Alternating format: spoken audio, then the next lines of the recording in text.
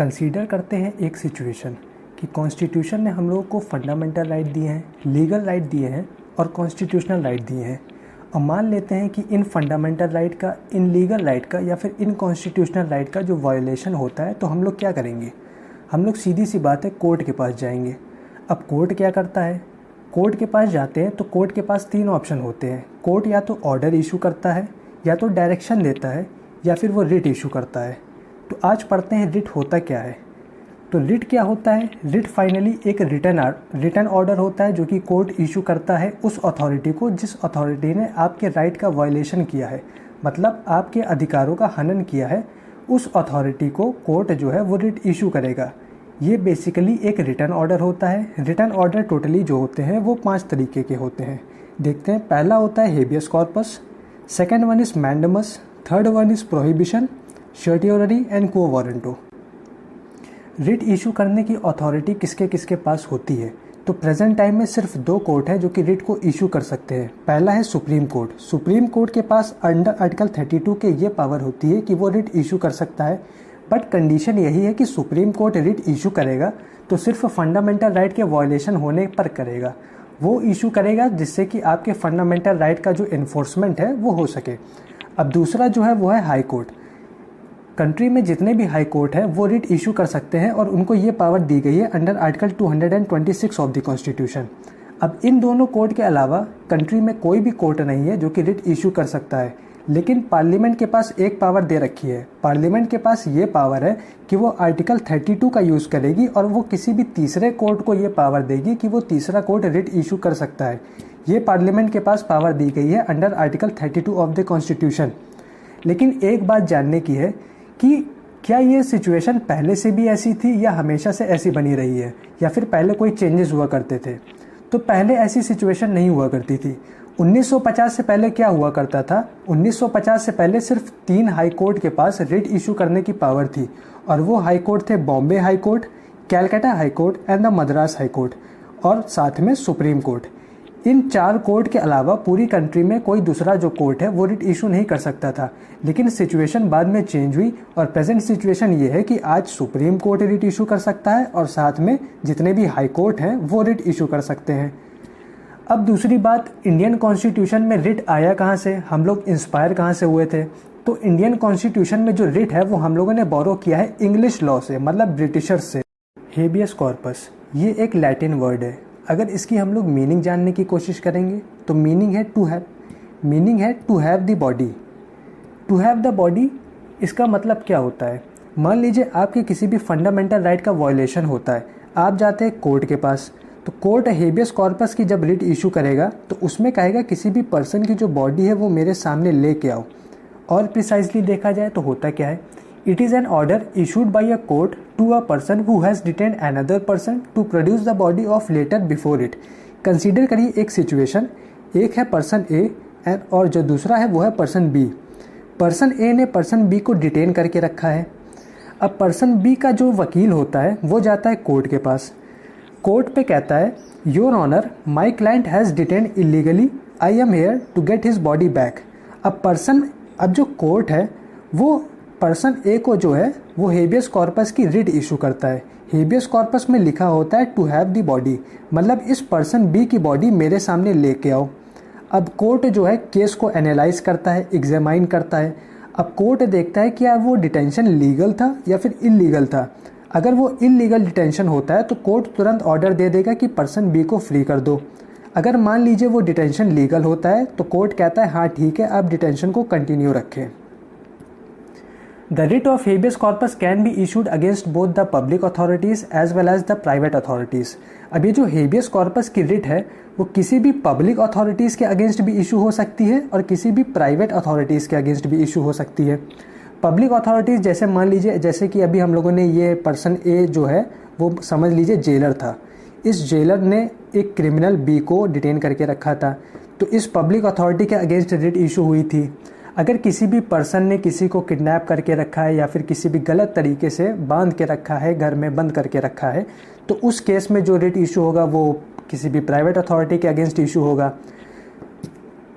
अब habeas corpus की writ कोई भी केसेस में 4 तरीके के केसेस में इशू नहीं की जा सकती है। मान लीजिए डिटेंशन जो है वो लॉफुल है। अगर पर्सन ए ने पर्सन बी को किसी भी लीगल तरीके से डिटेन करके रखा था तो उस केस में हेबियस कॉर्पस की जो रिट है वो इशू नहीं की जा सकती है। दूसरा केस क्या होता है, the proceeding is for the contempt of the legislature और a court.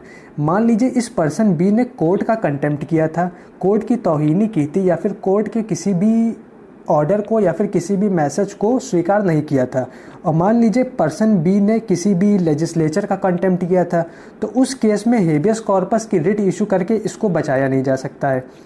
Third one is detention is by a competent court. अगर किसी भी कोर्ट ने ये ऑर्डर दे के रखा है कि इस पर्सन बी को डिटेन करके रखा जाए, इसका डिटेंशन किया जाए, तो उस केस में हेबियस कॉर्पस की रिट इशू करके इसको छुड़वाया नहीं जा सकता है। और तीसरा केस ये है कि detention is outside the jurisdiction of the court. Consider करते हैं एक एग्जांपल, एक है स्टेट यूपी और एक है स्टेट एमपी। यूपी में जो है वो इलाहाबाद हाई कोर्ट है और एमपी में किसी पर्सन को डिटेन करके रखा है पर्सन बी को। तो यूपी का कोर्ट इस पर्सन को ऑर्डर नहीं दे सकता है कि इस पर्सन को डिटेंशन इसका जो है वो फ्री कर दिया जाए, इस पर्सन बी को रिलीज़ कर दिया जाए, क्योंकि यूपी का जो ज्यूरिसडिक्शन है, इलाहाबाद हाई कोर्ट का ज्यूरिसडिक्शन है, वो यूपी तक ही सीमित है, यूपी की टेरिटरी तक ही सीमित है। लेकिन इस पर्सन बी को डिटेन करके रखा गया है मध्य प्रदेश में, तो वहाँ पे ऐसा नहीं हो सकता कि इलाहाबाद का हाई कोर्ट अपने टेरिटरी के बाहर चला जाए और उस पर्सन बी के रिलीज़ होने की मांग करे या फिर उसको हेबियस कॉर्पस की जो रिट है वो इशू करे। मैंडेमस का मतलब होता है we command. It is a command issued by a court to a public official asking him to perform his official duty that he has failed or refused to perform.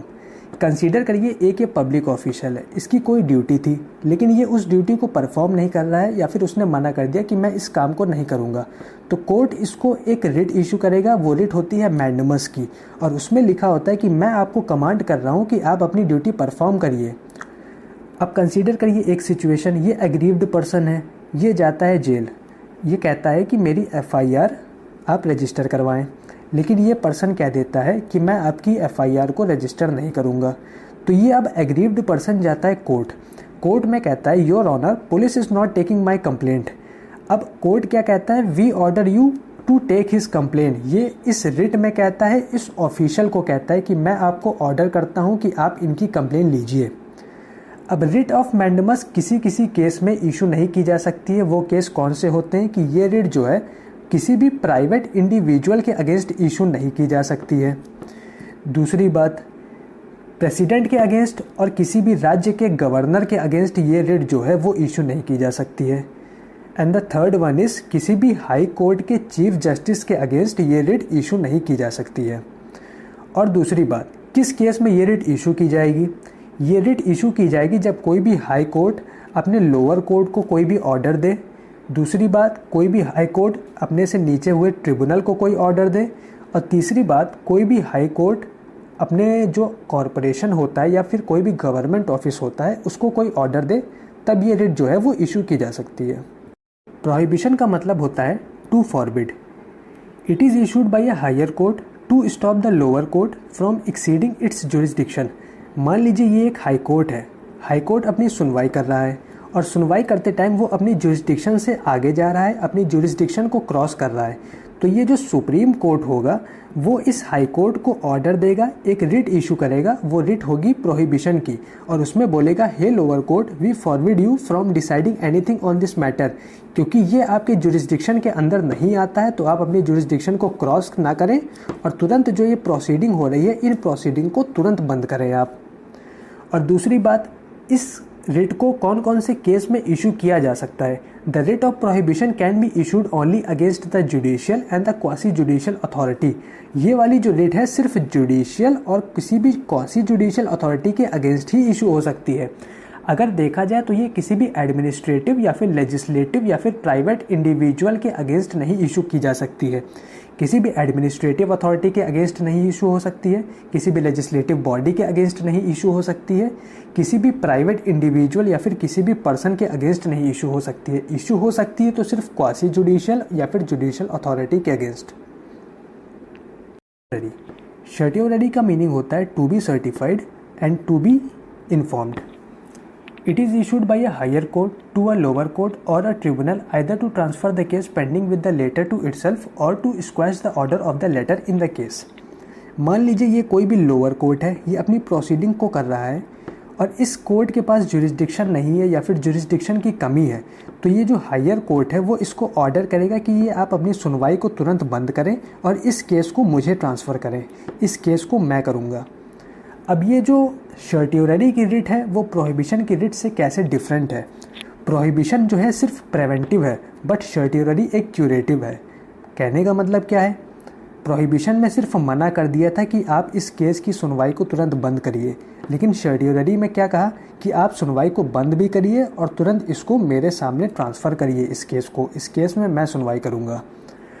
अब इस सर्टियोररी की writ को पहले judicial और quasi judicial authority के against ही issue किया जा सकता था, लेकिन 1991 में सुप्रीम कोर्ट ने बोला इस रिट को अब एडमिनिस्ट्रेटिव अथॉरिटी के अगेंस्ट भी इशू किया जा सकता है। So like the prohibition, certiorari is not available against the legislative body and the private individuals और द बॉडीज। सर्टियोररी को किसी भी लेजिस्लेटिव बॉडी के अगेंस्ट इशू नहीं किया जा सकता है, किसी भी प्राइवेट इंडिविजुअल के अगेंस्ट नहीं इशू किया जा सकता है या फिर किसी भी इंडिविजुअल बॉडी के अगेंस्ट नहीं इशू किया जा सकता है। होता है बाय व्हाट अथॉरिटी। कंसीडर करिए ये एक पर्सन है, इस पर्सन ने इस पब्लिक ऑफिस को होल्ड करके रखा है जो कि इलीगल तरीके से होल्ड किया है, तो कोर्ट इसको एक रिट इशू करेगा। वो रिट होगी क्यो वारंटो की। उस रिट में लिखा होगा by what authority are you holding this office. आपके पास क्या अथॉरिटी है जिस अथॉरिटी की वजह से आप इस ऑफिस को होल्ड करके रखे हैं, आप क्लेम दिखाइए, आप सबूत दिखाइए। अब इसका मतलब क्या होता है? इसका मतलब ये होता है, मान लीजिए एक केस है, हाई कोर्ट का जज है, हाई कोर्ट का जज रिटायर हो चुका है, लेकिन वो अभी भी हाई कोर्ट में आते हैं, सुनवाई करते हैं अपनी रिटायरमेंट होने के बाद भी। तो जो सुपीरियर कोर्ट है वो उस हाई कोर्ट के जज को रिट इशू करेगा और पूछेगा कि आपके पास क्या अथॉरिटी है, आप क्यों आते हैं, आप क्लेम दिखाइए, एविडेंस दिखाइए कि आप हकदार हैं इस पोस्ट के। The writ can be issued only in case of substantive public office of a permanent character created by a statute or by a constitution. It cannot be issued in the case of ministerial office or the private office. इस क्यो warranto की writ